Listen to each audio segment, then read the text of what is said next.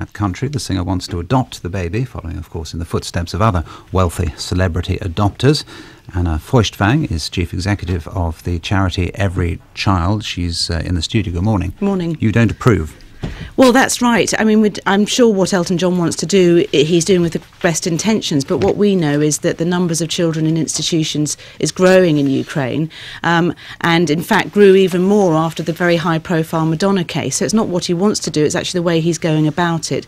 And I'm really worried that, in fact, it will encourage parents who might otherwise be able to look after their children to give them up to orphanages in the hope they'll have a better life. So your message then to celebrity adopters like Sir Elton John is that you could actually create, in the wake of what you do, however well-meaning, you could create a whole wave of misery that you didn't understand was going to be there. Absolutely. Over 95% of kids in Ukrainian orphanages are not orphans.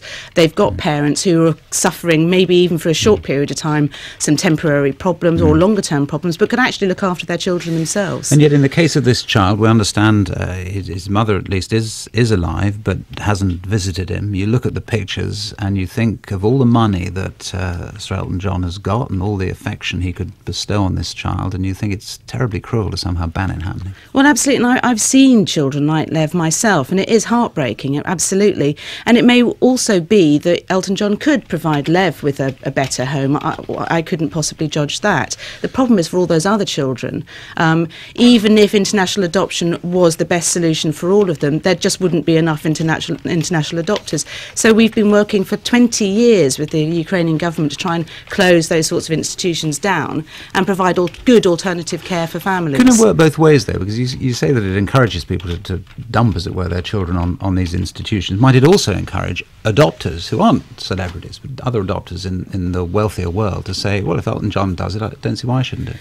The trouble is that there still wouldn't be enough, and I think that most governments and most children's charities now accept that the best solution for children is always within a family, and if possible their own family, and if that's not possible then with a national family that can be found. And in fact there is a growth in families in Ukraine providing homes for children, and the government's just introduced new foster care legislation, which is really positive.